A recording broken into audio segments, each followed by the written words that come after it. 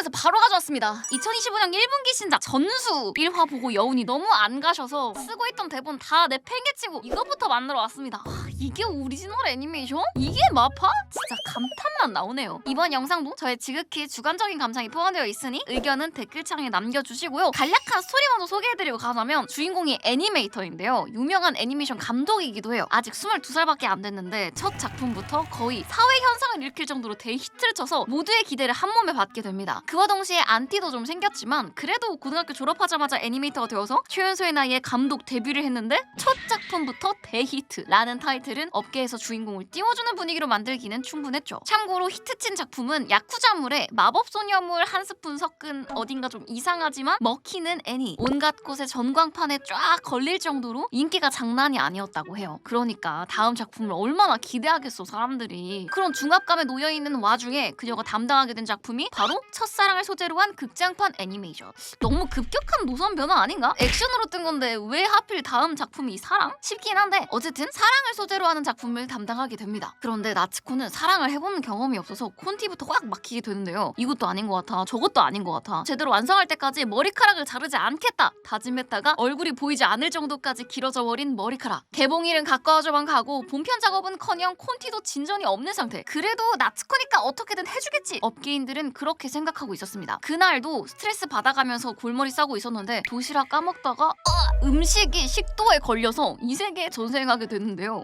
이렇게 뜬금없이? 뜬금없긴 한데 이제부터가 시작입니다. 여기서부터 재밌어져요. 이전까지는 좀 잔잔하게 흘러갔다면 이 세계 넘어오면서부터는 180도 달라지는데 왜 내가 이 세계에 넘어온 거지? 그런데 뭔가 익숙해. 곰곰이 생각하다가 떠올린 건 그녀가 애니메이터를 꿈꾼 이유, 애니메이션을 좋아하게 된 계기가 된 작품인 멸망하는 이야기라는 극장판 애니메이션입니다. 나츠코가 굉장히 어릴 때 나온 작품이었는데 난해한 전개로 대중적인 조명은 받지 못했어요. 좋아하는 사람들만 좋아했던 좀 마이너한 묻혔던 작품이었는데 나츠코는 그 난해함에 빠져들었고 이해는 못했지만 종이에 물이 스며드는 것처럼 멸망하는 이야기의 세계관, 거기에 나오는 등장인물 하나하나를 너무나도 좋아했죠. 그렇게 애니메이션에 눈 떠 애니메이터의 꿈을 꾸게 된 것이기도 하고요. 그 동경했던 멸망하는 이야기 속 세계가 자신이 떨어진 이 세계와 너무나도 비슷하단 걸 깨닫게 된 나츠코. 눈앞에 몬스터, 위험에 처한 자신을 도와준 용사로 보이는 남자, 그리고 그 남자의 동료들, 외견과 이름까지도 너무나도 익숙했습니다. 근처 마을로 가보니까 의심은 확신으로 바뀌게 되는데요. 하도 많이 돌려봐서 외우고 있었던 애니 속 대사를 눈앞에 현실에는 절대 존재할 리 없는 외견을 지닌 할머니가 그대로 읊고 있었고, 애니메이션 장면처럼 아이들이 넘어지고 비둘기가 날아가고 연회가 시작되고 디테일 하나하나 애니메이션을 그대로 현실화해 놓은 것만 같았죠. 그런데 만약 정말 여기가 멸망하는 이야기 속 세계라면 자신이 알고 있는 애니메이션 스토리 그대로 이어진다면 아까 본 그 몬스터 보이드들이 쳐들어와 쑥대밭으로 만들 것이고, 뭐 결국엔 처단되겠지만 이 싸움으로 용사의 소중한 동료 유니오가 목숨을 잃으며 이를 계기로 용사도 피폐해져 갈 것입니다. 이걸 그대로 흘러가게 냅둬야 할지 아니면 이 사실을 알려서 비극을 피해가야 할지 고민에 빠진 나츠코. 일단은 행동에 나서 보지만 미역같이 생긴 머리를 달고 평범하지 않은 행동을 하는 나츠코의 이야기를 용사 일행이 들을 리가 없었죠. 결국 보이드들의 습격이 시작되었고 뒤늦게 용사 일행의 치열한 전투가 시작됩니다. 그 이후는 예상했던 대로 너무나도 많은 수에 더 이상 감당하지 못하고 최후의 수단을 선택하기로 하는 유니오. 앞으로의 전투에 용사의 존재는 꼭 필요하니까 제 목숨 바쳐서 이 마을을 지키겠다. 그렇게 모두를 뒤로 한 채 보이드 군단 속으로 돌진하는데요. 이 모든 걸 멀리서 지켜보고 있던 나츠코는 어떻게든 해야겠다 생각합니다. 하지만 그녀가 할 수 있는 건 그저 그림 그리는 것뿐. 이 세계 넘어오면서 치투 스퀴리고 뭐고 받은 건 없었습니다. 그때 목숨을 잃기 직전 꽉 부여잡았던 탭이 빛나면서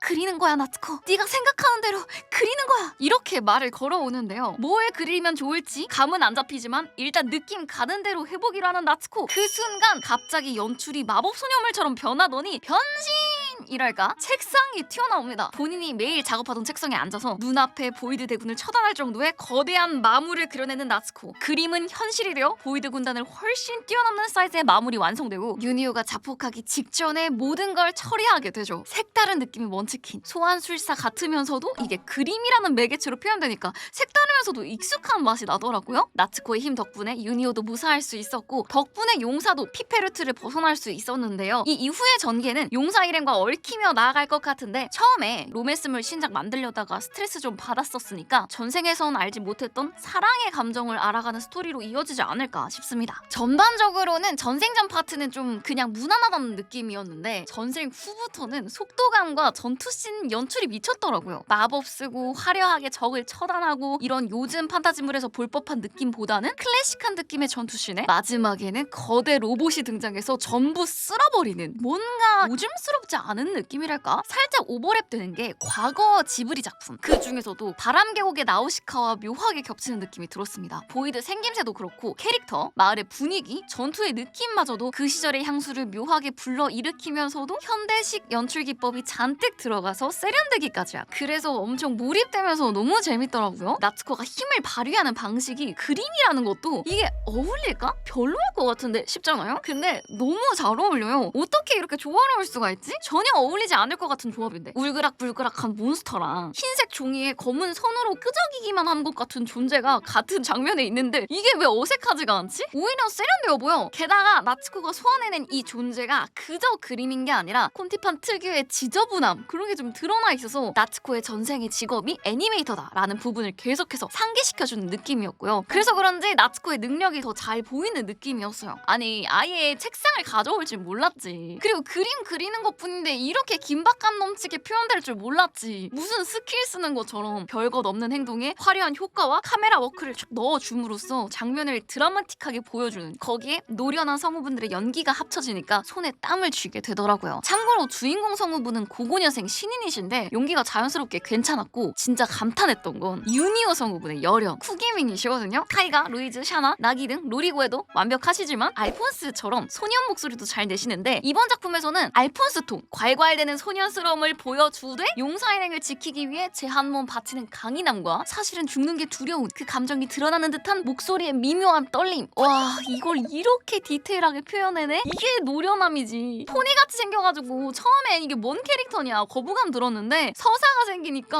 너무 멋있어 보이더라고요. 진짜 감동적이어서 눈물 찔끔했다. 처음부터 끝까지 20분인데 20분 같지 않은 전개. 캐릭터 하나하나에 서사가 담겨있지. 너무 개성있게 생겼음에도 그걸 커버할 만한 캐릭터성 보여주지. 15분 내내 나츠코 머리 잘라버리고 싶었는데 중후반부 연출 하나로 나츠코 머리고 뭐고 마지막 5분은 아예 작품에 빠져들어서 그냥 다음화가 너무 기다려지더라고요. 여운이 안 가셔. 곱씹어서 돌려볼 정도로 이번 분기 다크호스 확정이라고 생각합니다. 오리지널 애니메이션이라 솔직히 전혀 기대 안 했는데 1화는 역대급 퀄리티와 전개였다고 생각하고요. 뒷부분 스토리를 그 어디서도 찾아볼 수 없다는 게 답답하네요. 아직 안 보신 분들 계시다면 진짜 꼭 보시는 걸 추천드립니다. 2015년 1분기 재밌게 보고 있는 신작 물랑예적인 귀족이지만 한가해서 마법에 열중해보았다. 요즘 연달아서 조트장만 올린 것 같아서 오늘은 제가 재밌게 보고 있는 걸로 가져와 봤고요. 가벼운 이세계 판타지 먼치킨물 좋아하시는 분들 이거 재밌게 보실 거예요. 개띵짱이다 이건 아니고요. 스낵 같은 느낌으로 밥 먹을 때 보기 좋은 아니면 자기 직전에 보기 좋은 그런 류니까 여러분들의 감상과 의견은 댓글로 남겨주세요. 간략히 스토리 먼저 소개하고 가자면 팔라미안이 그건 아니지 이거랑 굉장히 비슷한 도입부를 보여줍니다. 둘 다 가난한 귀족의 애매한 포지션. 거기다 초반에 스승님을 만나면서 폭발적으로 성장, 이후에는 자귀도 받고 주인공을 따르는 히로인들도 잔뜩 생기고 집안에서 독립해 국가의 유망주로 성장하는 등 초반부 전개가 거의 유사해요. 개인적으로 팔라미보다 몰락 귀족 쪽이 좀 더 자극적이고 전개도 빠른 느낌이더라고요. 팔라미는 스승과의 관계가 그래도 한 3, 4화까지는 나오거든요. 하지만 몰락 귀족은 1화도 안 돼서 빠빠이. 거의 눈 마주치자마자 빠빠이. 일단 처음부터 천천히 봅시다. 전생전 성인이었던 주인공이 어느 날 정신을 차려보니 몰락 예정 귀족의 오남이 되어 있었고 좀 애매한 위치긴 하지만 뭐 마법적 성도 있고 그래도 귀족 집안인지라 집에 마도서도 많겠다. 주인공 리암은 마법 공부하며 이 세계를 즐길 생각에 막 신이 납니다. 참고로 리암네가 왜 몰락 예정 가문인 거냐면 이 세계는 자귀를 유지하려면 공적을 계속 세워야 하거든요. 3세대가 지나도록 아무런 공적도 세우지 못한다면 그대로 자귀 박탈, 평민 신분으로 돌아가야 해요. 근데 아버지 때도 아무것도 못했지? 지금도 빌빌거리고 있지? 이대로면 평민 확정인 거죠. 하지만 리암은 뭐 그런 거에 관심도 없고 그냥 마법 익힐 생각에 하루하루가 즐거운데요. 원래부터 적성도 있고 전생 특전도 받은지라 남들은 해내지 못하는 무영창 마법도 촥촥 해내버립니다. 오, 우리 리암이 가문의 미래다. 눈독 들이는 아버지. 그런데 다섯째가 벌써부터 이렇게 특출나면 장남은 배가 아프겠죠? 얘가 이제 주인공을 시기 질투하며 방해하는 포지션. 반면 사남은 전혀 그런 게 없습니다. 여긴 설명 중. 막 전생에서 아무것도 모르는 리암에게 너 몰라? 이러면서 친절하게 다 설명해주고 제일 잘난 척하는 것 같이 보이지만 가장 착해요. 그리고 제일 현실적인 게 우리 집은 글렀다. 얼른 탈출해야겠다 싶었는지 끝까지 바로 노선 틀어서 하급 귀족의 대릴 사위로 들어가 버리고 리암에게도 너 빨리 탈출해야 돼. 여기 미래 없어. 현실적인 조언도 해줘요. 유일하게 동생이 질투도 안 하고 동생 덕봐서 잘 될 생각도 안 하고 혼자서 제 앞길 잘 닦아나가는 진짜 멋진 형. 하지만 넷째 형의 조언에도 리암은 머릿속에 마법 생각밖에 없고 혼자 계속 마법 연습만 하다가 조금 막힐 때쯤 대망의 스승님이 등장합니다. 누가 봐도 세계관 최강자처럼 생긴 남자가 리암의 재능이 마음에 들었는지 바로 자기의 모든 걸 전수해주는데요. 오원소 마법을 동시 발동하는 법도 알려주고 절대 반지도 건네주고, 참고로 이 반지 안에는 무려 100여 권 분량의 마법이 담겨 있다고 합니다. 게다가 새로운 마도서의 내용도 언제든지 추가할 수 있는, 가장 사기인 점은 손에 끼우기만 해도 온갖 마법 지식이 머릿속에 들어온다는 건데요. 와, 눈 깜빡하는 사이에 모든 걸 다 익혀버립니다. 이 정도도 충분한 것 같은데 스승님께서 사라지기 직전에 근처 호수에 졸업시험 쪽지를 남기고 가셨거든요. 이 호수에 뿌려진 사금 100kg, 이것이 졸업 선물이다. 나중에 이 쪽지의 비밀을 알게 되는데 호수에서 물을 빼고 사금 100kg만 딱 두면 마법진이 발동하면서 비밀의 문이 해방. 그 안에 진정한 졸업 선물이 담겨 있었는데 그건 바로 스승님조차 깨우치지 못했던 최상급 마도서. 그 안에는 이 공간을 꺼낼 수 있는 어나더 월드 마법이 들어있었습니다. 마스터하면 안에 있는 게 사라지지도 않고 생물까지 집어넣을 수 있는 개사기 마법. 안에 집 짓고 생활하면 그냥 이동식 집 되는 거예요. 당장에는 마스터 못해서 공간을 닫으면 안에 있는 게 소멸되는데 몬스터를 이 안에 집어넣으면 그냥 사라져버린다? 마스터 안 하는 쪽이 더 사기 같은데? 이렇게 시쇼와의 짧은 인연을 뒤로 하고 스승님께 배운 마법의 동시 발동을 활용해 이것저것 만들 수 있게 된 리암. 슬슬 독립할 준비를 시작하게 됩니다. 홀로 사기할 자금을 마련하기 위해 만든 물건을 팔아서 돈 벌 궁리를 하는데 이 마을 안에선 뭘 하려고 해도 장남이 계속 방해해. 그래서 분신을 만듭니다. 자기 자신과 계약해서 계약 소환을 하는 건데요. 이 분신체가 독립적으로 움직일 수 있어요. 여기 있는 리암이 물건을 만들어서 아이템 박스에 넣어두면 저기 있는 리암이 아이템 박스에서 물건을 꺼내서 가져다 파는 운송비 빵원. 참고로 이 분신체 마법도 사용 가능해서 양각 잡아서 동시 공격하는 것도 싹 가능. 그러면서 동시에 모험가 생활도 시작했는데 이번에도 분신체를 보내 상황 좀 보려 했더니 첫날부터 실력 테스트를 걸어오시네. 분신으로 무영창 마법 좀 찌끄려줬더니 따란! B랭크. 그 순간 와, 너 개쎄다, 우리 파티하자 하며 다가온 한 여모험가. 이 언니의 이름은 아스나, 성우도 아스나, 사용하는 무기는 이도류. 이후 리암은 이 아스나짱과 함께 이런저런 퀘스트를 깨 나가는데 처음엔 괜찮았지만 가면 갈수록 리암이랑 힘의 차이가 느껴지니까 아스나가 조금씩 조급해집니다. 아, 이대로 가면 뒤떨어질 것 같은데. 그렇게 침울해있던 아스나에게 조언을 해주는 길드마스터. 그럼 리암의 사형마가 되는 게 어때? 아니, 인간한테 사형마가 되라는 게 말이야 방구야. 하지만 아스나는 강해질 수만 있다면 뭐든 좋다며 바로 받아들입니다. 그렇게 둘은 주종 관계를 맺고 리암의 마력이 아스나의 몸을 휘감더니 유니크 스킬 획득은 물론 젊고 탱탱해지기까지 하는데요. 어머, 외경까지 좋아져? 안 되겠다, 내 친구 소개해줘야겠다. 때마침 리암도 새로운 동료를 원하고 있어서 아스나의 친구 조디까지 사형마 계약을 진행. 그렇게 졸지에 2명의 인간 사형마를 얻게 됩니다. 그 사이에 자귀도 봤는데 리암의 손에 끼워져 있는 이 절대 반지를 눈치챈 한 높으신 분께서 기사 자귀를 수여해 주시고요. 리암의 사형 마법에 흥미를 보인 왕녀 전하께서는 무려 남작 자귀를, 거기다 그 희귀하다는 사형 마법 마도서까지 하사해 주십니다. 정말 나날이 승승장구해 나가는 리암. 그에 반해 하는 일이 하나도 없는 장남. 얼마나 배가 아팠던 건지 죄 없는 메이드 누나들한테 지랄하더니 결국 일을 치고야 마는데요. 무리하게 공적 세우려고 마룡의 봉인을 풀었다가 수습도 못하고 마을은 난장판이 돼.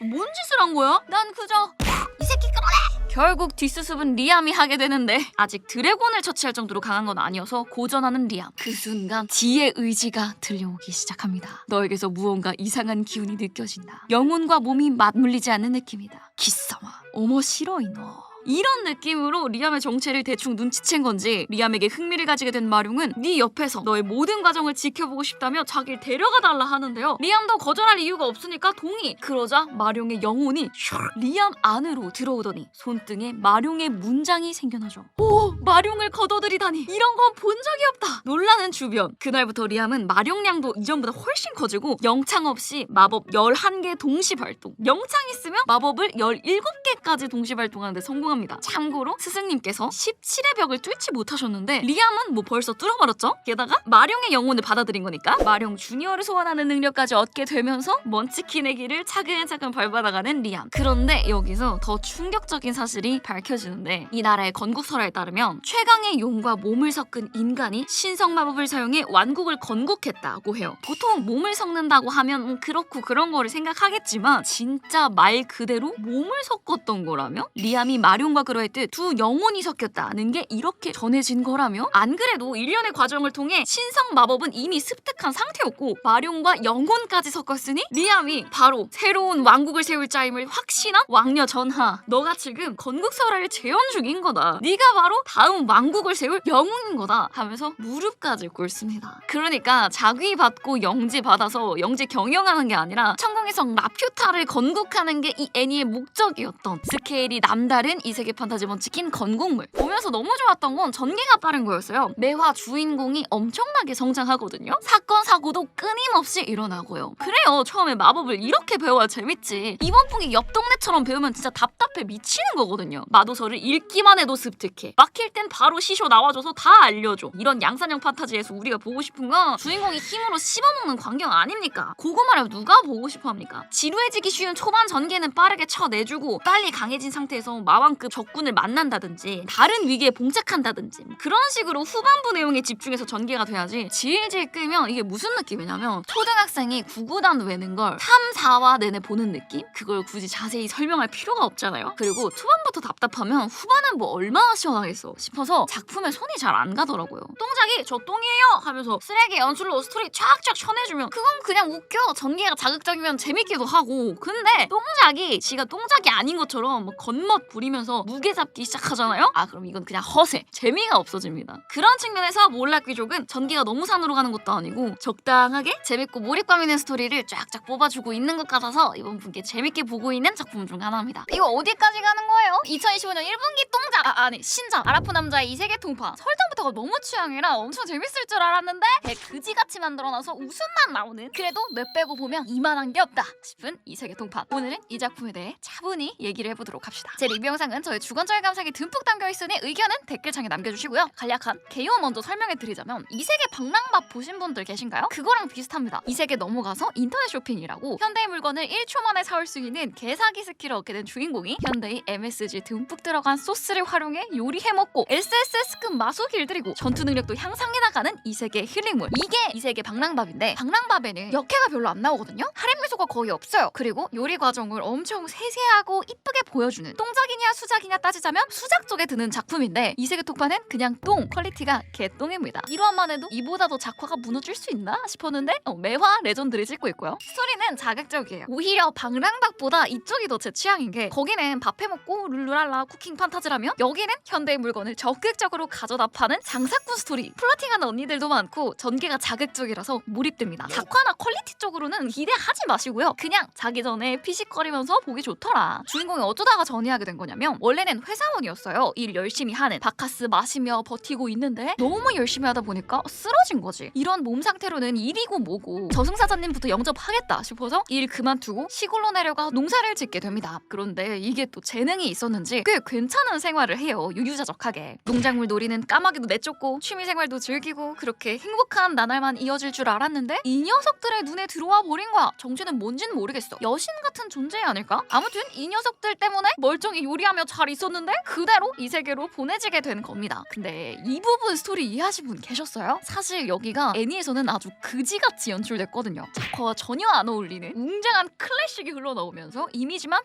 그것도 개빨리 무슨 주마등 스쳐 지나가는 것처럼 보였는데 음량 조절이 잘 안 된 건지 브금은 캐릭터 목소리가 묻힐 정도로 커. 여기만 그런 게 아니고 애니가 전반적으로 음향이 좀 이상하더라고요. 애니 틀자마자 빰 빠밤 빠밤 이러면서 전이전 모습을 이미지로만 보여주니까 얘가 전생에 뭘 했었지? 뭐야 너 시골 생활했었어? 언제? 이런 생각이 보다 보면 계속 들어요. 그리고 이것도 진짜 짧게 나온 거긴 한데 주인공이 그림 그린 걸 어딘가로 보내는 모습이 나오거든요. 회사 그만두고 만화가를 했었던 걸까? 진짜 뭘 했는지 모르겠습니다. 근데 이 부분이 나름 떡밥인 게 이후에 주인공이 그림 그리는 모습이 계속 등장하는데 진짜 잘 그리거든요. 농산일에 익숙한 것도 떡밥이고 새총 잘 쏘는 것도 떡밥이고 단 하나도 떡밥이 아닌 장면이 없는데 아마 아무도 못 보고 지나가지 않았을까? 저도 그랬거든요. 여러분 돌려보면서 아 이때 이런 장면이 나왔구나 했거든요. 아무튼 그렇게 전이하게 된 만 38세 케니치가 받게 된 사기 스킬은 샹그릴라와 아이템 박스. 아이템 박스는 특정 사이즈 미만의 생물이 아니라면 뭐든지 수납이 가능한 박스고 샹그릴라는 인터넷 쇼핑 스킬입니다. 전이 전부터 케니치가 애용하던 쇼핑 앱인데 뭐든 살 수 있어요. 돈만 있으면. 근데 돈이 없네. 어떻게 하면 돈을 벌 수 있냐면 이 세계의 물건을 샹그릴라에 갖다 팔면 돼요. 띡띡 클릭만 하면 다 돼. 뭐 그런 시스템이에요. 그래서 근처 근처에 있던 검 갖다 팔아서 당장에 먹을 거 사고 당장에 움직일 자전거도 사고 평소에 곧잘 사용하던 새총까지 구매해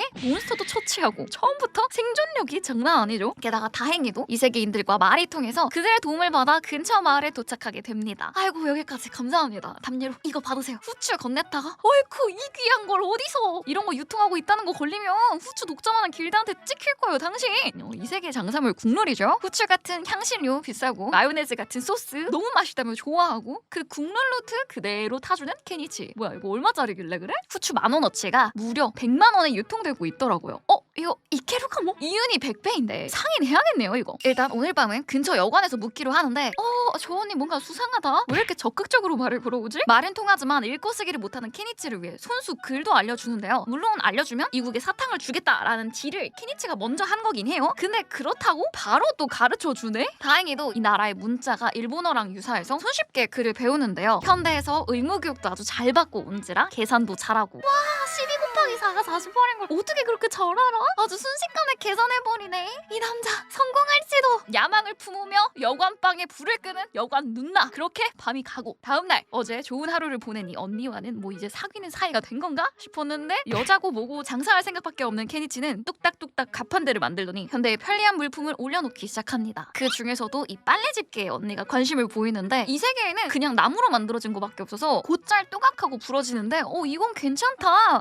이것도 이끼를까 뭐? 역시나 빨래집게가 제일 잘 팔리고 다른 물건에도 관심을 갖는 손님들 수상한 펄이 고객도 찾아오고 장사는 아주 순조롭게 흘러갑니다. 그중 한 메이드가 굉장한 관심을 보이더니 자기 주인에게 말하는데요. 이 사람 만나봐야겠다 하는 거예요. 이 언니의 정체는 유명한 상인길드 외동딸 프리무라. 잘 이용하면 이거 큰돈 만지겠는데 생각한 거죠. 이 프리무라가 케니치네 가게로 찾아올 준비를 하는 사이 케니치는 장사하면서 알게 된 사람들과 좋은 시간을 보내는데요. 뭐야? 이 털 언년이야? 여관 언니에게 질투도 받는 나날. 뭐 내가 목표로 하는 슬로우 라이프에 여자는 필요 없으니까 이러고 있는 케니치. 이 새끼 뭐지? 둘이 좋은 시간 보는 거 아니었어? 이후 프리무라가 케니치를 찾아와서 자기네 저택으로 데려가는데 아주 당당하게 말해옵니다. 우리 쪽에 물건 팔면 우리 이거 풀매 붙여서 다른 데 가져다 팔겠다. 저쪽에서도 땡큐지만 케니치 입장에서도 땡큐죠? 손 한 번 딸깍 해서 가져다 드리면 바로 돈 받을 수 있는 거니까 복잡하게 상 좀 내고 홍보는 어떻게 하며 이런 거 생각 안 해도 되잖아요. 그래서 바로 계약하고 이날 하루에만 2,000만 원을 법니다. 와 이 정도면 집 바로 지어도 되지 않을까? 본인도 그렇게 생각했는지 미련 없이 여관을 나오고요. 근처 숲속에서 괜찮은 대지를 찾고 익숙하게 예초하고 나무도 패고 하는데 잠깐만 이런 것까지 산 거야? 너무 현대인데? 이거 연료는 어떻게?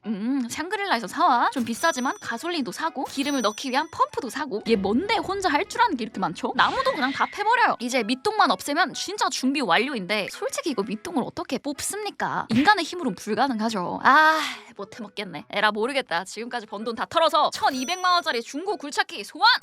이 세계에서 굴착기 이건 좀 신박한데? 근데 디젤이네? 경유 어디서 사? 그 순간 짱구가 막 돌아갔는지 캠핑용으로 팔고 있는 백등유를 사서 이걸 경유로 변환할 생각을 하는데요. 이런 지식을 얜 왜 갖고 있는 걸까요? 그보다 이거 그렇게 쉽게 되는 건가요? 근데 또 해내네. 어딜 가든 잘 살겠네. 그래 알겠어요. 연료 넣는 것까지 오케이. 근데 아무리 굴착기가 있다 하더라도 팍팍 안 파질 텐데. 저렇게 안 될 텐데. 와하 재밌다. 한 번에 파내고 깡 날려버리는 신나네요. 하루 만에 뚝딱 좋아요. 전개도 빠르고 이거 마을 사람들이 보면 뭐라고 생각할까요? 그보다 여기 땅 중에 넘는 거 맞겠죠? 이렇게 막 파괴하고 집 지어도 되는 걸까? 흥미롭습니다 아주. 이후에는 소박하게 씻을 곳도 만들고 태양광도 설치하고 아주 지랄 발광을 떠는데 이런 게 아카캉 취향이다. 그런데 얘는 좀 심하네요. 오프닝 보면 앞으로 더 심각해질 것 같거든요? 트롤인가? 아니네? 변신을 안 해? 왜 싸우지? 이게 뭔 상황이지? 상인이 아닌가? 재밌네요. 앞으로가 진짜로 너무 궁금합니다. 그리고 본인께서 슬로우 라이프 생활에는 여자는 필요 없다고 하셨는데 이미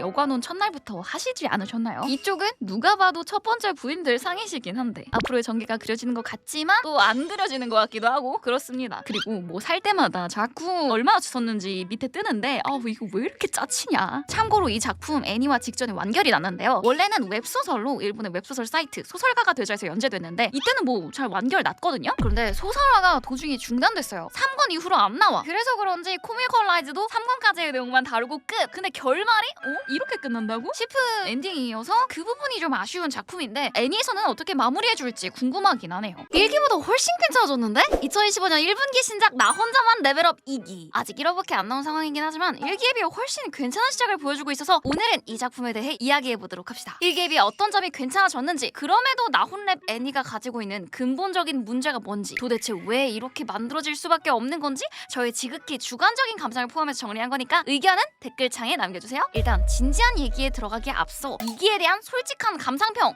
괜찮던데? 1기도 전투씬이 나쁘진 않았는데 뭔가 계속 부족한 느낌이 들었거든요. 흐름이 끊기는 것도 있었고. 그런데 이번 2기 1화는 적절한 스킵으로 긴장감도 유지하고 전투씬도 나무랄 데 없었달까요? 1기 마지막에 헌터스 협회가 진화한 개미 사체를 발견하면서 놀라는 장면으로 마무리됐었는데 그 직전에 성진우가 전직 퀘스트에서 뽀록으로 체류 시간 늘려가면서 여기서 받을 수 있는 히든 퀘스트라고 해야 하나? 숨겨져 있던 조건을 전부 만족하면서 히든 직업 그림자 군주가 되었잖아요. 처치한 녀석들 전부 거느리며 일어나라.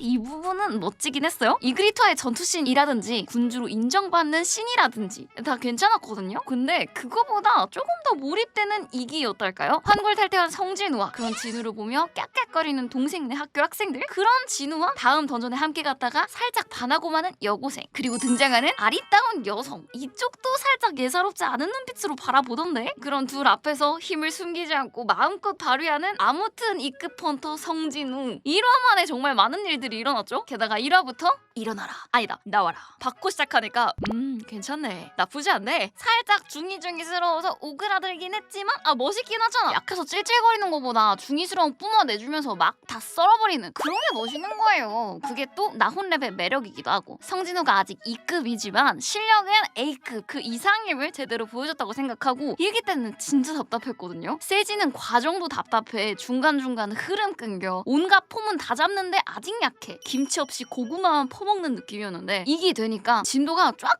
나가요. 이쁜 언니도 나와주고 여러모로 맛있어졌어. 그리고 여전히 그 깨름칙한 연출을 잘해. 웹툰 특유의 표정과 장면들을 전부 다 잘 살렸다는 느낌을 받았습니다. 근데 걱정인 점은 이후로도 괜찮을까? 아직 초반부긴 하니까요. 가장 논란이 되고 있는 이 제주도 레이드 편이 2기에서 어떻게 그려질지가 가장 관건일 것 같습니다. 스토리상 각색이 안 들어갈 수 없는 파트인데 여기서 애니 오리지널 각색이 들어가면 나혼랩의 매력이 반감되진 않을까 하는 걱정은 들더라고요. 제가 이전에 한번 말씀드린 적이 있었죠. 나혼랩이 일본에서 뜰 수 없는 이유. 사실 나혼랩은 일본에서 방영하기 좀 애매한 스토리를 담고 있습니다. 애초에 한국 플러스 서양에서 엄청나게 뜬 작품이고 서양 팬덤을 겨냥해서 애니를 만들었다는 게 눈에 보일 정도로 비서양권의 원작을 읽지 않은 시청자에게는 조금 불친절한 정도의 일기를 보여줬었는데요. 스테이터스 창은 해외 수출판, 일본 내수판 할 것 없이 전부 다 영어로 표기해서 어색해. 원작 팬들이 좋아하는 차혜인을 1기 1화에 노출했는데 원작을 모르는 사람들은 얘 예쁘다, 근데 왜 안 나와? 이렇게 돼. 원작 팬들이 제일 좋아하는 파트인 제4차 제주도 레이드는 나오려면 한참 남았는데 1기에서 계속 떡밥을 풀어주는 모습을 보여줬었죠. 원작 모르는 사람은 아니 성진우나 보여줄 것이지 왜 자꾸 흐름을 끊냐, 이렇게 되는 거고. 거기에 기존 팬분들이 어색해하지 않도록 캐릭터들 이름이 일본 내수판은 미즈시노상 이렇게 로컬라이징된 이름으로 나오지만 해외 수출판은 손진우상 이렇게 한글화되어 있어요. 근데 일본인이 발음하는 한국인 이름이라 이게 뭐 성진우야, 손진우야, 선진우야, 송진우야 오히려 어색하다는 평이 좀 있긴 했지만 저는 미즈시노보다는 뭐 손진우가 낫더라고요. 어색한 건 어색한 거지만 아예 다른 이름이면 더 어색했을 듯. 아무튼 이런 식으로 서양에서 인기가 많은 IP이다 보니 바로 2기 제작 결정되어서 1년 만에 넷플릭스, 라프텔 등에 공개되긴 했는데 일본에서는 그렇게까지 화제가 되진 않았죠. 오히려 논란이 일었죠. 왜 논란이 될 수밖에 없었는가는 원작 스토리를 보시면 바로 이해하실 수 있는데 2기부터 나혼랩 인기 시작이라고도 볼 수 있는 최초의 S급 레이드이자 대규모 레이드인 제4차 제주도 레이드가 시작될 텐데요. 이것의 발발 원인이랄까? 이걸 이용해서 일본의 헌터 협회가 한국 헌터들을 어떻게 해보려고 했어요. 몰래. 그리고 당연한 수순대로 악역인 일본 헌터들은 처단이 되겠죠. 즉 나혼랩의 가장 재밌는 파트 제주도 레이드의 악역 포지션이 일본이다 보니까 일본인들 입장에서는 이슈가 될 수밖에 없는 사안이지 않았나. 그런 것도 있고 원래 나혼랩이라는 작품이 전형적인 먼치킨물의 플롯을 따라 살아가고 있잖아요. 그러니까 일본인들 입장에서는 우리나라가 나쁘게 그려주는데 게다가 양산형이야? 라는 평가가 우세해지는 거고요. 그래서 나훈랩이 일본에서 애니화된다는 소식을 접했을 때 모두가 이 제주도 레이드를 일본에서 애니로 만들 수 있나? 아예 드러내야 하지 않나?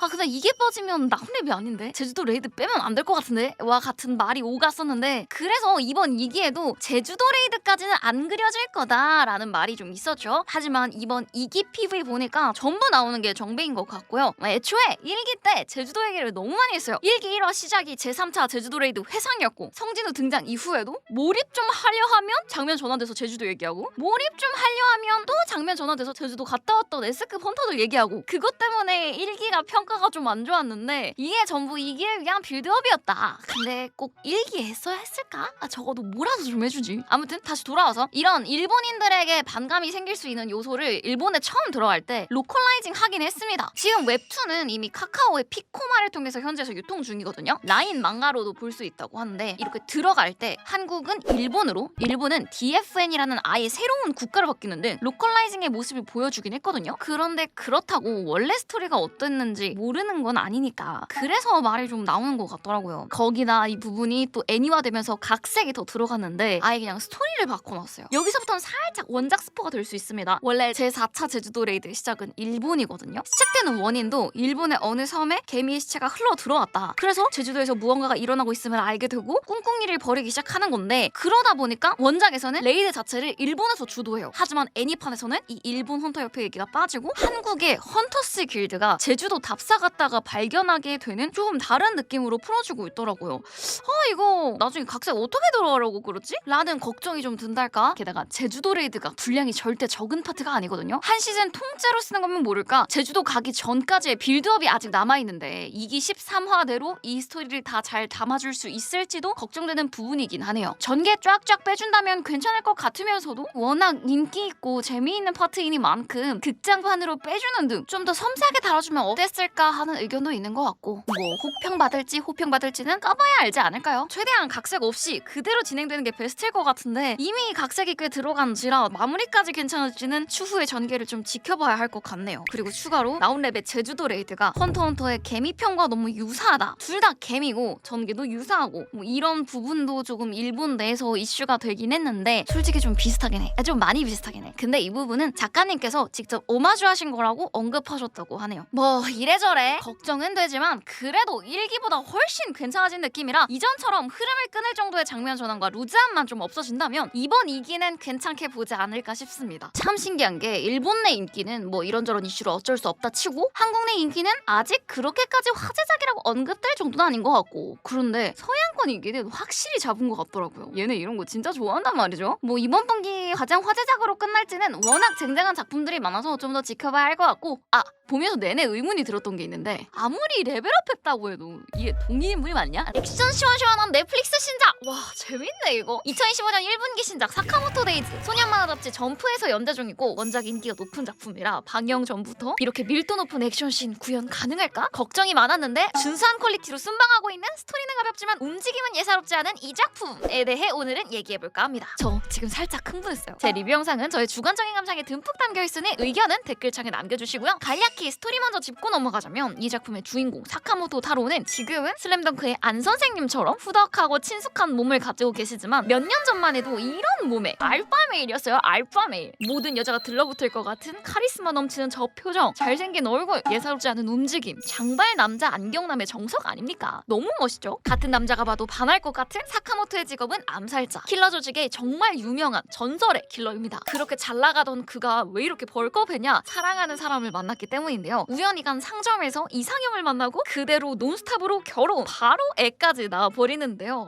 직진남, 카리스마 넘치네. 원래 연애하고 행복하면 살찐다잖아요. 결혼하고 애 생기면 뱃살도 나온다 하잖아요. 그에 맞게 엄청난 체형 변화를 하게 된 사카모토 씨인데요. 참고로 188cm에 140kg, 나이 있는 할아버지처럼 보이지만 27살이라고 합니다. 이게 사실 제가 사카모토 목소리 처음 들었을 때 뭔가 안 어울리는데? 좀 할아버지다운 목소리가 나야 할 것 같은데? 라고 생각했거든요. 근데 27살이라니까 맞네 목소리가. 몸이 틀린 거였네. 아무튼 가정을 꾸리며 킬러직을 그만두고 사카모토 상점에서 점원으로 일하기 시작한 사카모토 씨. 근데 조직은 그 결정을 못 받아들이겠죠. 그도 그럴 게 전설의 킬러인데 놔주겠어? 뒷세계에서 암살일 하던 사람이 양지로 나온다는데 놔줄 주겠어? 다른 조직에 넘어갈 위협도 있고 애초에 조직 입장에선 자기들 배신하고 은퇴해버린 거니까 조직은 사카모토 씨를 없애려고 합니다. 지금 딸내미가 6살이니까 사카모토 씨가 조직을 떠난 지 대충 6, 7년 정도는 흘렀을 것 같은데 오늘은 기필코 녀석을 없애겠다 싶어서 조직에서 사람을 파견했죠. 근데 너무 애기죠? 이쪽은 과거에 사카모토 씨 밑에서 일했던 신 20살이고요. 에스퍼예요. 초능력자. 사람의 마음을 읽을 수 있어서 상대의 공격 루트를 읽기도 하고 상대의 본심이 뭔지도 알 수 있는, 거기다 조직 생활을 한 지 꽤 되다 보니 전투도 잘해. 이쪽도 꽤 사기캐입니다. 그런데 신은 이전부터 사카모토 씨가 동경의 대상이었거든요. 해치기보단 그의 결정을 존중하고 뒷세계를 떠나서 행복한 가정을 꾸리길 진심으로 바라는 존재예요. 근데 조직에서 시키면 해야지 뭐. 안 그러면 자기가 다음 타겟이 될 테니까. 그래서 사카모토 씨가 일하고 있는 사카모토 상점으로 찾아가 주어진 임무를 완수하려 합니다. 꼭 없애야 하는 거면 다른 사람이 아닌 내 손으로 없애겠다, 이런 마음이었는데, 아니 이 사람 살찐 거 맞아? 현업에서 6, 7년 정도 떨어져 있던 사람인 거 맞아? 제대로 된 무기가 없어도 신을 말 그대로 압도하는 모습을 보여줍니다. 사카모토 씨가 사용하는 건 젓가락, 커터칼, 사탕. 아, 이 사람 죽지 않았구나. 거기다 신이 자기를 해치러 온 자임에도 불구하고 친절을 베푸는데요. 이게 아내분의 영향인 것 같긴 한데 따뜻한 밥 한 끼 대접해주고 사리를 전혀 내비치지 않는, 반격은 하더라도 절대 목숨은 끊지 않는 사카모토 씨. 아, 물론 상상으로는 몇 번이고 신을 해쳤지만 그건 상상이니까 실제로 일어난 건 아니니까. 하지만 신은 에스퍼라서 실제로 당한 건 줄 알고 깜짝깜짝 놀라죠. 뭐 아무튼 오랜만에 만난 동경하던 사람이 외견만 좀 달라졌을 뿐이지 모든 게 그대로라 난 이 사람을 해칠 수 없다. 비록 이게 조직을 반하는 행동이라 할지라도 나는 사카모토 씨를 지키겠다. 조직으로 돌아가서 사카모토 씨를 이해해주면 안 되겠냐 말해봐야겠다 라고 생각하는데요. 너무 바르다, 건실하네. 하지만 조직은 그런 신의 제안을 받아들일 리가 없죠. 바로 반란분자 취급하면서 일대다로 신부터 없애기로 합니다. 그리고 그걸 전부 혼자서 상대해내는 신. 이쪽도 먼치킨이라니까. 어디서 누가 어떻게 공격해올지 다 읽히니까 그거 피해가면서 반격하는 거죠. 참고로 신의 이 마음을 읽는 능력은 주변 사람들의 오만 가지 생각이 머릿속에 들어와서 읽히는 거긴 한데 스파이 패밀리의 아냐처럼 무작위로 막 들어오는 게 아니라 라디오 주파수 맞추는 것처럼 이 사람에게 집중하면 이 사람의 목소리나 생각이 들리는 그런 느낌이라고 해요. 그러니까 평상시에는 그냥저냥 있다가 집중하면 확 들리는, 더 집중하면 미래 예지까지 가능해지는. 근데 이게 단순하게 미래를 읽는 게 아니라 상대의 사고에서 비롯된 예측인 거라 고도의 독심술에 가까운 느낌인 것 같더라고요. 아무튼 사카모토 씨를 지키고자 혼자서 조직에서 고군분투하고 있는 신, 그리고 그 상황을 전부 도청하고 있었던 사카모토 씨. 전에 신이 기절했을 때 몰래 도청기를 붙여놨더라고요. 전후 상황을 전부 들으면서 아, 범인은 조직이다, 신은 잘못 없다 라는 걸 알게 되죠.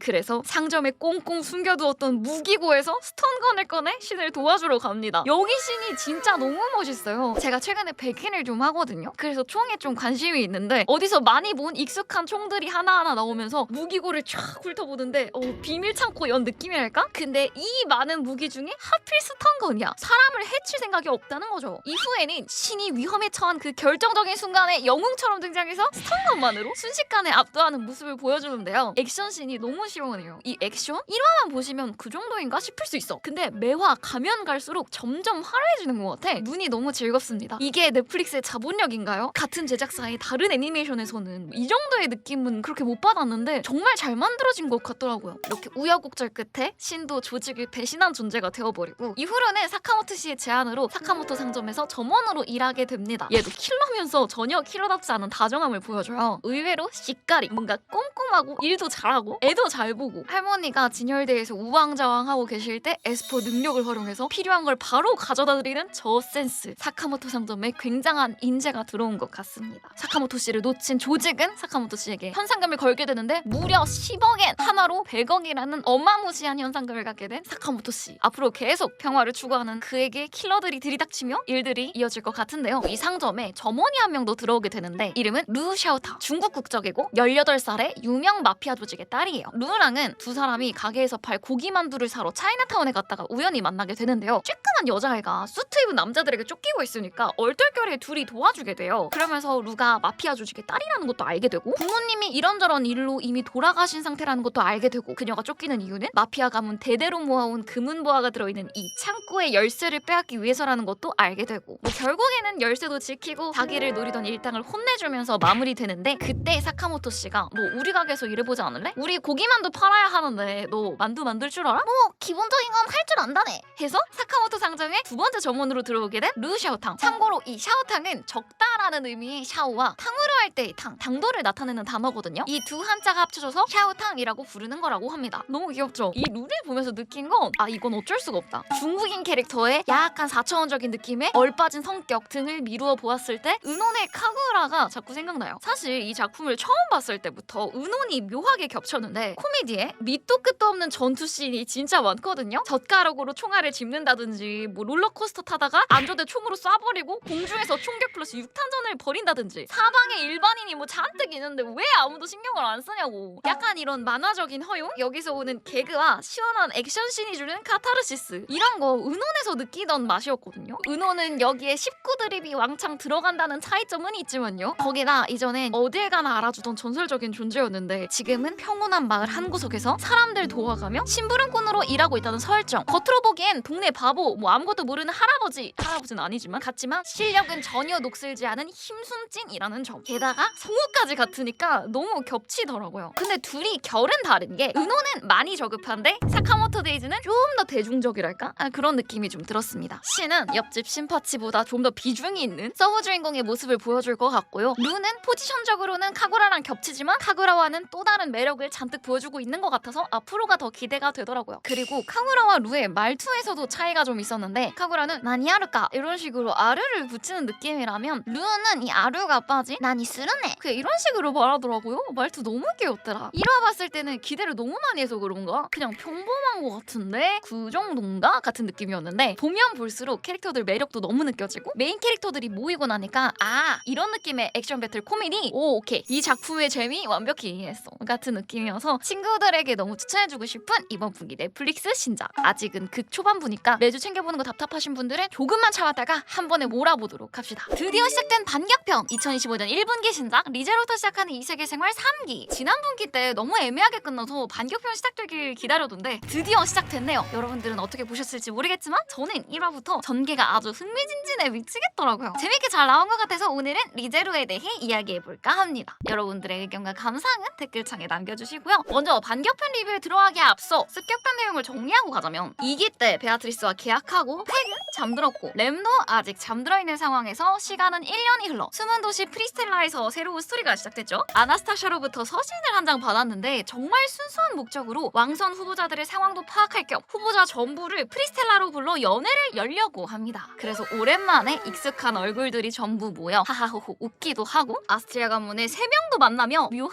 기류를 보여주기도 하고 그런 일상적인 모습을 보여줬잖아요. 그런데 하필 이 타이밍에 마녀 교도들도 각자의 목적 때문에 프리스텔라에 모여있는 상황이었어요. 그래서 스바루 일행이 이 사건에 휘말리게 됩니다. 이른바 프리스텔라 공방전이 시작된 거죠. 광장에서 마녀교 분노의 대제주교 시리우스 로만의 꽁티가 날뛰고 덕분에 스바루는 1년 만에 사망 회기를 겪으며 혼란해하는 모습을 보여주고 백경 토벌 직후 램과 크루시를 습격했던 탐욕의 대제주교 레굴루스는 첫눈에 반한 에밀리아를 아내로 삼겠다면서 대뜸 납치에 가질 않나 레굴루스와 함께 활동하며 램의 기억과 이름을 먹어치우고 크루시의 기억까지 꿀꺽한 폭식의 대제주교 라이도 형제인 로이와 함께 프리스텔라에서 날뛰기 시작합니다. 이때 라이가 스바루를 영웅이라고 칭하면서 엄청 만나고 싶어하는 모습을 보여주는데 이건 전에 램과 대치했을 때 램이 이런 말을 했어요. 언젠가 너희를 무찌를 영웅이 나타날 거다. 램이 사랑하는 단 한 명의 영웅이. 램이 영웅이라 부르는 건 스바루밖에 없잖아요. 그러니까 라이는 과연 자기를 심판하러 올 그 사랑스러운 영웅님이 누구신지 만나고 싶어서 계속 그렇게 갈망하는 것 같더라고요. 하지만 스바루와는 절대 만나면 안 되겠죠? 왜냐면 스바루와 만나면 라이가 램의 영혼을 이용해서 스바루의 멘탈을 흔들 게 뻔하니까. 이렇게 시리우스, 레굴루스, 라이와 로이까지 모인 상황에서 자유자재로 육체를 변환할 수 있는 세격의 대제주교 카펠라까지 마녀의 유고를 회수하겠다며 프리스텔라에 온 상황인데요. 스바루 쪽도 다 모여있긴 했지만 지금 대제주교도 몇 명입니까? 한 명도 벅찬데 4명이나 모여있으니 리제로 세계관 최대의 대격돌이라고 봐도 과언이 아닐 정도인데 습격편에서는 스바루의 사망 회기가 반복되기도 했고 그러다 보니 대제주교들에게 휘둘리는 모습이 주로 나와서 뭔가 답답한 느낌이 계속 들었는데 이제는 결단을 내리고 본격적인 행동에 들어가니까 좀 속이 뻥 뚫리는 느낌이더라고요. 확실히 본 전투에 들어가니까 시원한 맛이 있어요. 일단 스바루는 라이나르트와 함께 에밀리아가 잡혀있는 레굴루스가 있는 쪽으로 향했죠. 레굴루스도 대제주교 중 하나인 만큼 엄청난 위력을 보여주는데 그 위력에 싸울 의지를 완전히 잃어버린 53명의 아내들이 무기력한 모습을 보여주잖아요. 너네가 그래봤자 에밀리아가 절대 이길 수 없다. 그러니까 우리는 레굴루스의 명령을 절대 어길 수 없다. 완전히 세뇌당해 있는 상황인데 그런 레굴루스를 뛰어넘는 라인하르트의 검술. 역시 세계관 최강자답게 확실히 멋있습니다. 근데 아무리 세계관 최강자인 검성이라고 해도 이건 좀 너무 심하지 않습니까? 마음만 먹으면 새로운 가호가 막 생기고 분명 죽었는데 이게 왜 살아나냐고. 이 정도 면치킨력이면 스바루가 아니라 라인하르트가 주인공이 아닌가 싶을 정도로 시원한 격돌을 보여주더라고요. 그리고 여기서 에밀리아가 레굴루스에게 스바루를 향한 마음을 계속 표현하잖아요. 아직은 사랑이라는 감정이 미숙하지만 천천히 자신의 내면을 알아가려 하고 스바루와 마주보려고 하는데 그 사이에 너는 없다. 네가 들어갈 틈은 없다. 탁 말하는데 개인적으로 이 부분이 참 좋더라고요. 진지하게 스바루와 마주보려 하고 스바루가 자신을 구하러 오니까 또 환하게 웃어주고 본인만 모르지 우리는 다 알고 있는 그런 에밀리아의 마음이 투명하게 보이니까 아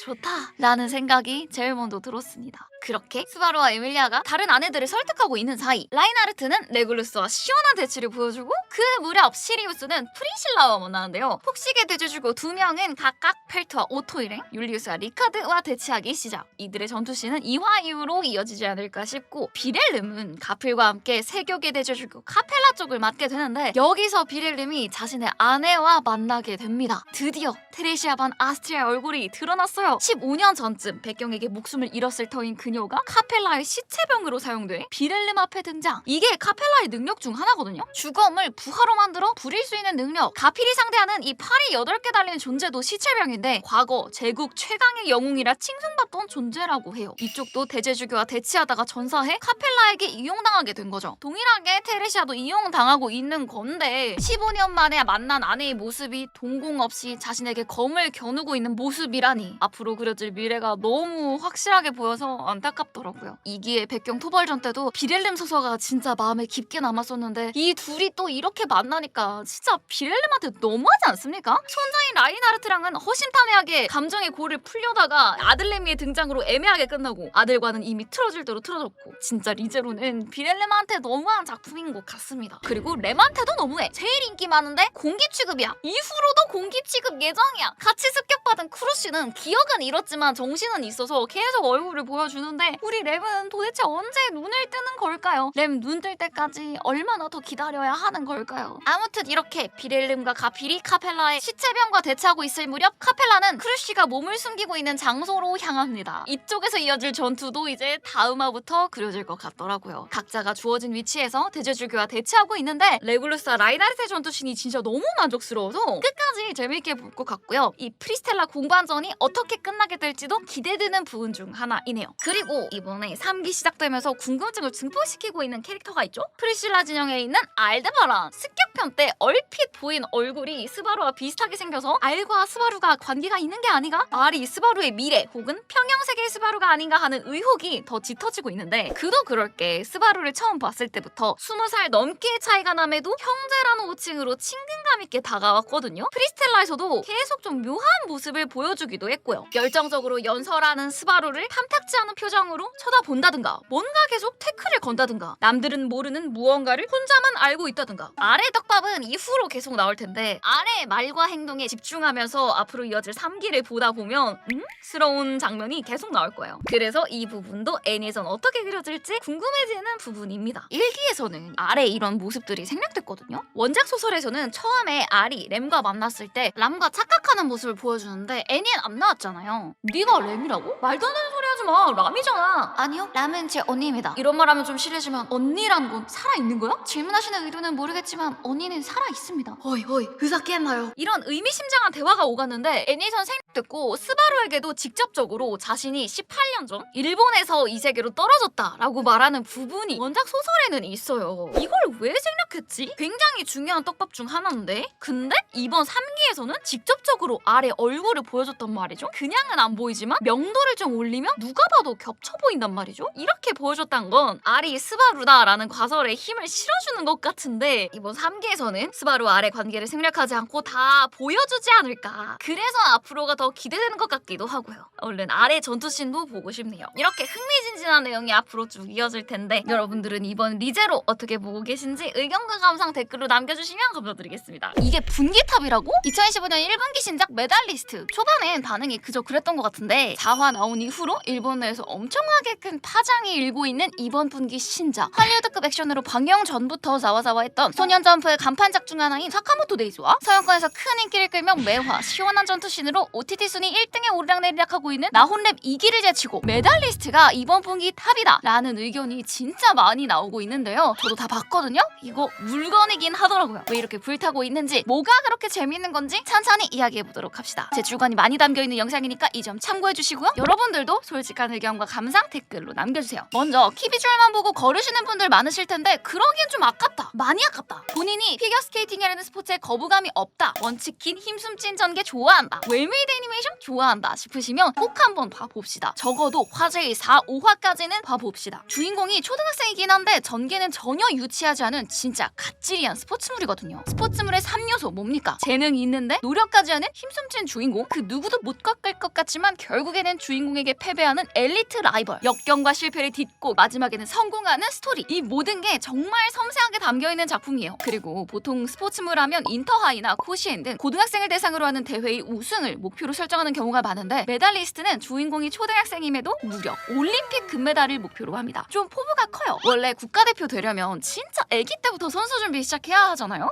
피겨스케이팅은 5살 때부터 준비하는 게 평균이라고 해요. 이른 나이의 시작, 부모님의 전폭적인 지지, 실력 있는 코치, 이 중 뭐 하나만 부족해도 되기 힘든 게 스포츠 업계다. 이게 현실이다 라는 걸 애니에서 계속 언급하는데 주인공인 이노리는 이 3가지가 전부 부족했어요. 엄마한테 피겨하고 싶다고 했을 때 안 시켜주셨는데 이게 이유가 있는 게 이노리의 언니가 피겨스케이팅 선수 준비를 했었거든요. 유망주로 주목받던 선수였는데 어느 날 점프하다가 크게 부상당하고 만 거예요. 더 이상 선수를 목표로 하지 못할 정도로. 그래서 꿈을 접을 수밖에 없게 된 언니. 이걸 한번 겪으니까 엄마도 마음이 접힌 거죠. 언니는 재능도 있었고 이노리보다 훨씬 똑부러진 성격임에도 이런 결과를 맞이했는데 세상 멍한 이노리가 무리하게 도전했다가 상처만 받고 끝나는 게 아닌가라는 걱정도 있었고 지금 시작해도 5살 때부터 시작한 아이들을 따라잡는 건 불가능하다. 취미 수준으로 배우는 건 괜찮지만 선수를 목표로 한다? 안 되는 게 아니고 못한다는 걸 너무 잘 알고 계셔요. 그래서 부모님의 지지도 받기 어려웠고 그러니 몰래 혼자 스케이트장 다니며 독학하는 것밖에 답이 없었고 그렇게 흐지부지 11살이 된 건데요. 이때 이노리가 스카사 코치를 만나게 됩니다. 스카사도 이노리랑 똑같았거든요. 14살이라는 진짜 늦은 나이에 스케이팅을 시작했고요. 부모님의 지원을 받지 못해서 아르바이트하면서 입장비를 충당했고요. 돈이 없으니까 실력 있는 코치는커녕 단체 스케이트 교실에서 배울 수밖에 없었습니다. 이렇게 시작부터 다른 아이들과 차이가 나니 한계가 있을 수밖에 없고 원래는 피겨 싱글 선수로 활동하고 싶었는데 결국 아이스 댄스 선수로 전향하게 돼요. 하지만 결정적인 순간에 실패한 것을 계기로 선수 생활 은퇴, 지금은 이곳저곳에서 강사 생활을 하며 지내고 있죠. 이렇게만 들으면 스카사는 뭐 별 볼 일 없는 거 아니야? 라고 생각하실 수 있는데 이쪽도 재능은 확실히 있었던 게 늦은 나이에 시작했음에도 결국 선수가 됐죠? 그리고 올림픽 금메달리스트인 준 선수가 눈여겨보던 선수였어요. 주변 사람들도 스카사의 재능을 인정했고 아이스 댄스 선수가 될 수 있었던 것도 그의 재능을 눈여겨본 국가대표 출신의 코치가 스카사를 스카우트에 가르쳤기 때문인 거였고 이 정도로 선수들 사이에선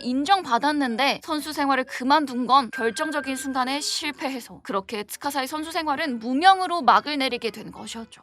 지금은 알바식으로 스케이트 강사 일하고 있었는데 한 스케이트장에서 보호자도 없이 우물쭈물하던 이노리를 발견합니다. 처음에는 무단으로 들어온 아이인가 싶었는데 뭐 그건 아니었고요. 이야기를 들어보니까 피겨 선수가 되고 싶은데 부모님과 쇼부 보지 못해서 혼자 몰래 연습만 하고 있는 상황이라는 거예요. 그 모습에서 본인의 과거가 떠올랐는지 너가 진짜 프로 선수가 되고 싶은 거면 더 늦어지기 전에 얼른 부모님께 얘기해봐라 라고 조언을 하게 되죠. 그게 이노리에게 크게 와닿았는지 지금껏 부모님께 강하게 말한 적 없던 이노리가 처음으로 본인이 하고 싶은 걸 진지하게 말했고 그렇게 엄마 손을 잡고 스케이트장을 방문하게 됩니다. 그리고 또 우연히 만난 두 사람. 스카사는 이때 이노리의 스케이팅을 처음 보는데요. 진짜 깜짝 놀라요. 배운 적도 없는 아이가 이 정도로 탄다고? 이거 말이 안 되는데? 누가 봐도 재능이 있잖아. 엄마도 이노리가 이 정도로 탈 줄 아는 거에 놀라시긴 하셨지만 그래도 프로 선수 준비는 시킬 생각이 없었어요. 한번 실패를 겪었고 언니도 키워봤는데 이제 와서 5살 때부터 시작한 아이들을 따라잡는 건 무리다. 하지만 여기서 스카사가 포기하지 않죠. 자기도 늦은 나이에 시작했었는데 이노리는 그것보다 훨씬 어린데 나는 선생님이 없어서 독학해야만 했는데 이노리는 내가 선생님이 되어줄 수 있는데 내가 저 아이의 재능을 꽃 피워주고 싶다. 그렇게 그 자리에서 어머님을 설득해 이노리를 FSC에 등록시키고 정식 코치까지 된 스카사. 이렇게 재능과 노력으로 결국에는 정점에 오르게 될 이노리와 그런 이노리를 전적으로 서포트해주는 코치 스카사가 중심이 되어 앞으로 앞으로의 스토리가 전개되는 건데요. 엄마가 이때까지는 이노리를 인정하지 않거든요. 뭐 좀 하다 보면 기분 풀리겠지. 설마 진짜 선수 준비하겠어? 같은 가벼운 마음으로 등록해준 건데 이게 갈수록 이노리가 진심이구나 하는 모습이 보여요. 엄마가 언니를 키워왔으니까 알 거 아니에요. 어떤 동작이 힘들고 이걸 해내려면 얼마만큼의 노력이 필요하고 근데 그걸 이노리가 해내니까 경기 직전까지 울먹거리면서 꺾일 것 같던 아이가 무대에서 울음 꾹 참고 화려하게 성공하는 모습을 보여주니까 엄마도 이런저런 생각이 든 거죠. 지금껏 이노리가 이렇게 열정적인 모습을 보여준 적이 있었던가? 그저 멍한 아이인 줄로만 알았는데 이런 모습도 있었구나. 이렇게까지 하고 싶어 하는데 엄마인 내가 시작 도전에 포기할 수 없다. 전폭적인 지원을 해주겠다. 이런 과정이 대망의 4화에 나옵니다. 메달리스트가 큰 관심을 받은 화죠. 여기서 이노리가 처음으로 피겨를 하면서 좌절을 느끼고 그걸 또 스스로 극복하고 처음으로 1등을 따내는데 이 감정선이 물 흐르듯 전달되더라고요. 몰입감이 좋았다라는 말로 설명할 수 있을 것 같아요. 그리고 놀라운 건 초등학생임에도 혼자 이겨낸다는 거. 주변이 혼자 이겨내도록 도와준다는 거. 그 누구도 이노리에게 강요하지 않아요. 너가 선택해. 너가 어떤 길을 가고 싶어? 스카사가 주축이 돼서 이노리가 스스로 자신의 앞길을 생각할 수 있도록 해주고 그렇게 내린 결정을 존중해주고 비록 그 결정 때문에 좌절할지언정 스스로 이겨낼 수 있도록 곁에서 중심을 잡아주는 이게 진짜 이상적인 어른의 모습 아닙니까? 그래서 보고 있으면 마음에 와닿더라고요. 우리도 다 꿈이 있었잖아요. 내 어릴 적에는 날 이렇게 존중하고 지지해주던 어른이 있었던가? 지금은 내가 누군가에게 이런 어른이 되어 있는가? 라는 생각도 들고 이런 섬세한 감정 표현 외에도 장면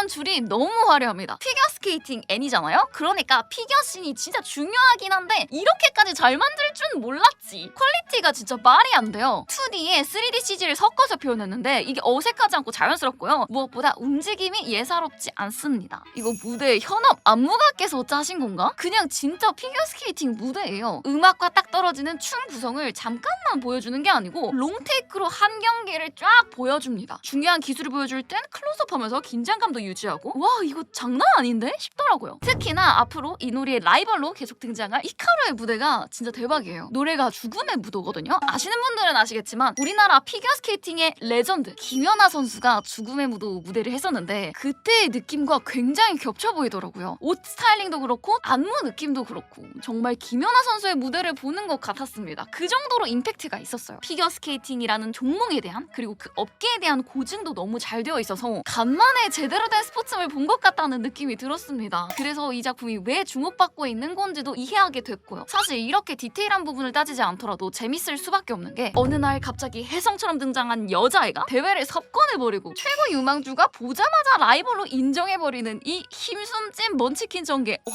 짜릿하지 않을 수 없죠. 그래서 되게 재밌게 보고 있지만 다양한 스포츠 중 하필 피겨스케이팅이라는 점 주인공이 여초딩이라는 점 스트리밍 서비스가 디즈니 플러스밖에 없다는 점 때문에 한국에서는 거의 주목받지 못하고 있는 것 같던데 아 이거 진짜 괜찮은데 4화 아니 5화까지만 봐주시면 안 될까요? 그럼